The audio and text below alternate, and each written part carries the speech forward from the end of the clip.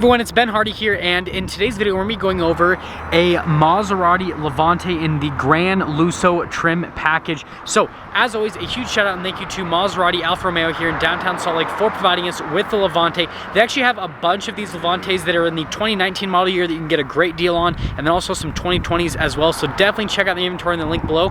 Let's get into it. So under the hood of the Levante, we have a twin turbocharged 3-liter V6. It goes to an 8-speed automatic transmission. Power outputs with this one are 345 horsepower and then 369 pound-feet of torque with a 0 to 60 time of over 5 seconds.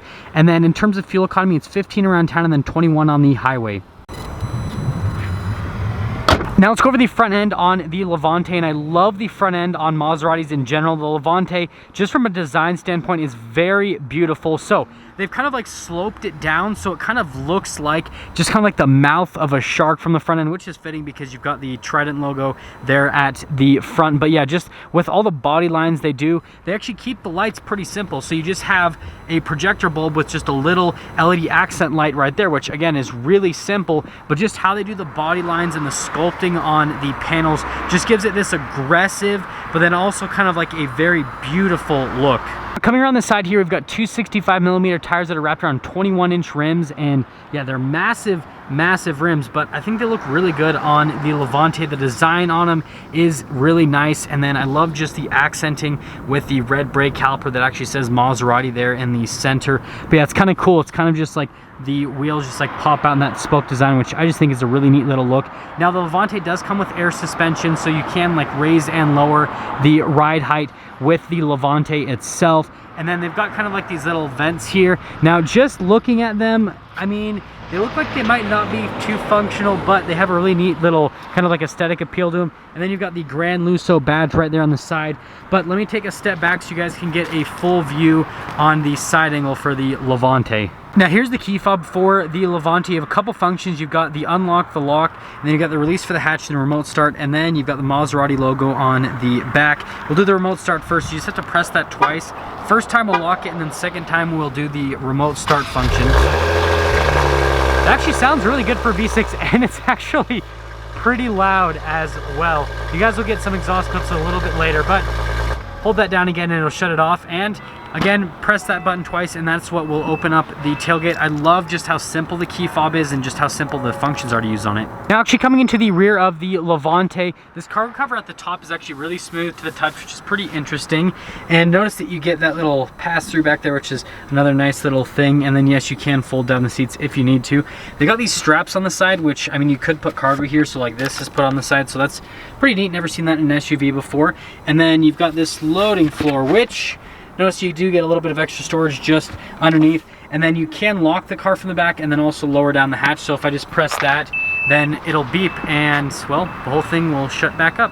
Now that we're in the rear here, I want to talk about the taillights first and foremost while they're still on for a moment. I've always loved, again, the lights on all of the Maseratis. They just have these cool like LED lights. It almost just looked like eyes on the back of the car. That's like the best way for me to describe just like the shape of the LEDs. Definitely a really cool look, and yeah, that's all for the lights. So you've got all your regular badging all across the back as well, parking sensors, and then notice how many exhaust tips you get. You've got quad tip action going on in the rear. Now coming into the rear, we do get keyless entry, so you just have to touch that and then it'll unlock the Levante, and the door panel is actually really beautiful here in the Levante. So you have really nice soft touch leather at the top, and then you have this black trim just down below, and it's kind of cut through with the silver trim that is actually the door handle, so it's kind of like all one line. And then you have this cloth trim just here with some stitching through it, and then more of the smooth leather down below. So just in general, really nice looking just door panel. Now here are the seats in the back of the Levante. So you got the Maserati logo, and they're kind of like two parts on the seats. So you've got the leather, which is very smooth and soft to the touch, and then you have the cloth inserts, and these are going to stay very neutral just from a temperature perspective. And let's pop in like normal. So stepping in, especially with this air suspension, you can kind of like adjust the ride height, so getting in is never going to be an issue. Now there is this little kind of like cargo net right here. You've got a couple of vents here in the back, and you have a couple USBs and then a 12 volt as well. And then finally, if we pull this down, notice it's a couple cup holders, and there's where that little pass-through is. Now coming up to the front, we do have that keyless entry again, and the door panel here at the front is just as beautiful as the one in the back. So they've got all that tiers of material, which again just looks really aesthetically pleasing. Your memory seats are also here on the door, all of your window controls, and the mirrors are power folding in and out. And then notice that they also do have blind spot monitoring. Now coming to the seats at the front, material wise they're the same as the ones in the rear. The bolsters are just a little bit larger just to hold you in place for fun sporty driving. You got your adjustments there on the side of the seats, and then the pedals, nice attention to detail. Even have the Maserati logo there on the pedal itself. And then just over here you've got the controls for the lights, engine stop start buttons actually on this side, and then the adjustment for the steering wheel, and I forgot to mention Bowers & Wilkins sound system. Now that we're in the Levante, all you have to do is just push the push start, and gauges will do their little sweep, and you guys can hear that V6 again is pretty loud. And this is really nice about the touchscreen, is it instantly gives you a shortcut, so like I can just boom turn on the air conditioned seat. They've just engineered that because there isn't like an analog button for the AC seat, but it pops on when you turn it on, so if you want to quickly like have a shortcut.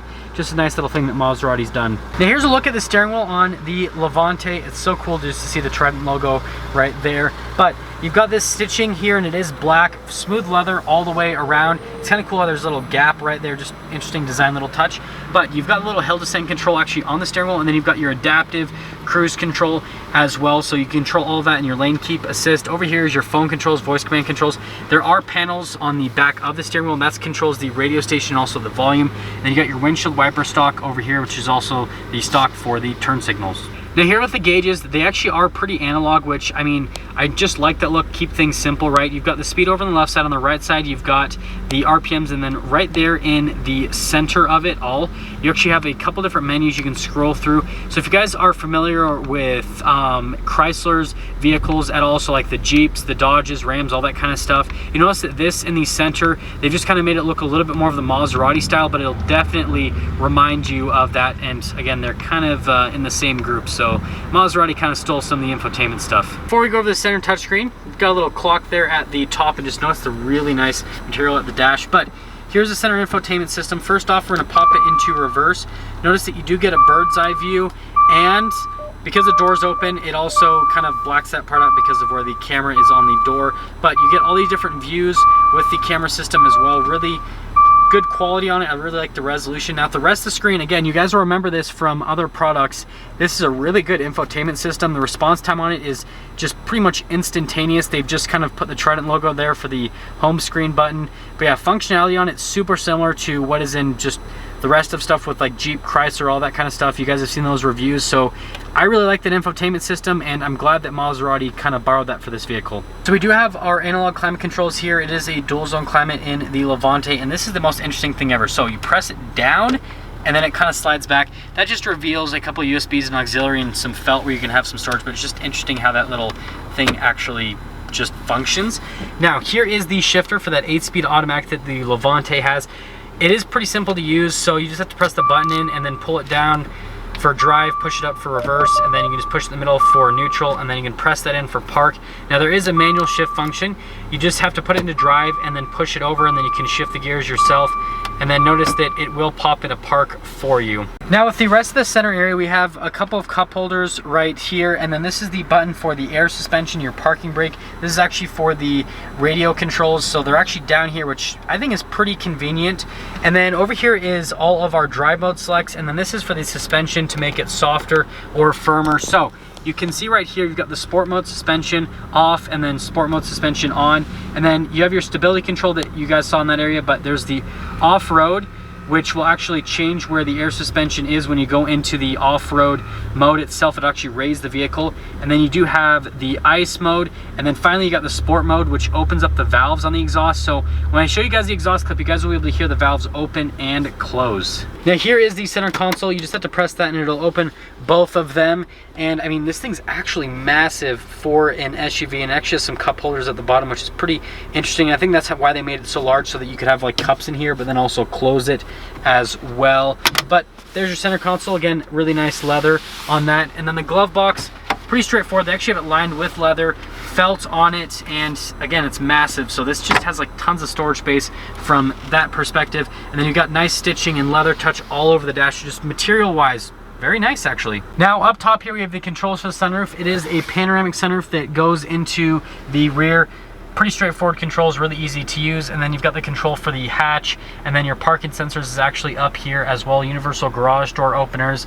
And in terms of the lights, you just have to press this little button right here and then it'll illuminate it. There is no like touch function for it or anything like that. So again, pretty easy to use. Now that we've gone over the interior on this Levante, let's quickly get into pricing. So this Levante in the GranLusso package with all of the options that it has, stickers for about $93,000. And just to give you guys kind of like an idea of size, this is like, seems like it's pretty similar in size to like a Jeep Grand Cherokee, for example, just to kind of give you guys, I guess, a comparison. But that all being said, let's take this Levante out and see how it drives.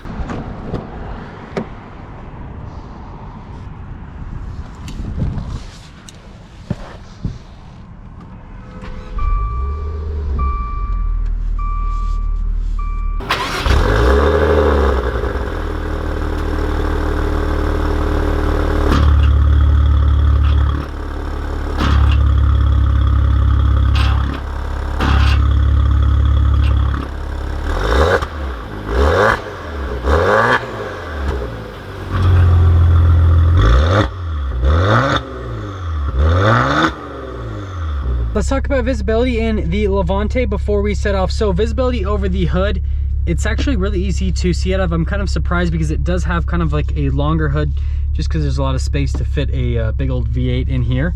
But you've got the visibility through both the mirrors. Remember, they do have blind spot monitoring. And then here's visibility throughout the rear, which in general is pretty good. Now, just in that little area, obviously there is a blind spot, but the blind spot monitoring takes care of that. And then the back, the window is kind of like sloped for the design, which does impede visibility a little bit, but it's not bad by any means. And let's set off. I'm starting off here in the 2020 Maserati Levante, and first and foremost, I want to kind of talk about the seating position. So it definitely has kind of like that SUV seating position where you sit up a little bit higher, but like how you actually sit in the car itself, you kind of like are a little bit lower down into the car. So you're higher up on the road, if that makes sense, but then you're lower down in the car. So it kind of has like this SUV sports car feel to it, which it's interesting, but I like it for sure. And initially coming up here, it's really smooth with the suspension, and I'm in the normal mode right now, and the exhaust is really quiet. You don't hear a whole lot of engine noise. You just kind of basically go along really comfortable. So just from a luxury car perspective, how this performs as a luxury car, yeah, it goes over that so smooth. This is really good as a luxury car. I've watched so many reviews that all they do is just bag on the Levante, and I'm not sure if those people like actually paid attention, because this car is so much nicer than I guess the press gives it, if that makes sense. Like the ride quality is really smooth. The interior all around me, just all the touch points are really nice. And so it just does really well as a luxury vehicle. And this isn't even like the top of the line, fully loaded Levante with the biggest engine either. This is kind of like, not quite like an entry level, but this is pretty close. Well, I'm doing what you guys all want me to do. I'm in the sport mode, and it just went into the aerodynamic ride height setting for the sport mode. And I also put on the sport suspension. Now I do notice it's a little bit bumpy. I'm going to take that sport suspension off. I feel like with the sport mode on, but the sport suspension off is like kind of like the best, because you get the more responsive engine, you get the louder exhaust, but then you also get that smooth ride quality. Now in terms of the gear shifts, this 8-speed automatic is great. So many manufacturers use this ZF 8-speed automatic, and it just goes through the gears like instantaneous. Even when I'm not on throttle, it goes through the gears very, very quickly. And let's actually put that sport suspension back on. I'm gonna put it over into automatic mode so I can kind of see what the handling is like right here. Ooh, the exhaust sounds really good. I had to just kind of like accelerate right there, and yeah, the exhaust sounds really good. And that view through the mirror, you can kind of see the haunches on the Levante. You guys saw in the review portion, and it looks really good. Yeah, this handles really well for an SUV. There's not a whole lot of body roll.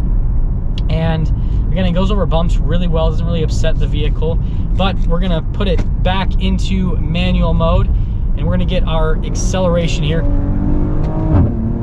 Ooh, do you guys hear that? That sounds really good. That sounds amazing. For a V6, for a little 3-liter V6, That sounds really, really good. And the shifts, it just kind of, the transmission, I hope you guys heard that. I hope the camera, the microphones on the camera caught that. I'm gonna try to get that again just so you guys can kind of hopefully get that sound. I'm gonna be really quiet this time so the microphone captures it.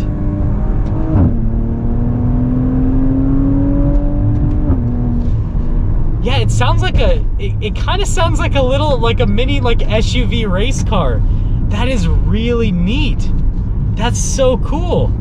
I was not expecting that at all. Like, I can tell you guys 100%, I knew this engine would sound kind of like better than a regular V6, but I wasn't expecting it to have that kind of character, especially in the upshifts. Like, it sounds really good. Like, yeah, that sounds so good for a V6. Like, I sound so stupid talking right now, but it sounds just, yeah, that's all. Let's get into summing things up with the Levante, and again, just where I see this really standing. So the Levante definitely does have kind of like a huge price difference between like the base model and the fully loaded. But that's kind of like most high-end luxury vehicles, kind of what this is competing against.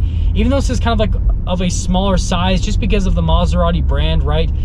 The brand has just so much recognition that typically this is gonna be in a little bit of a higher price tier.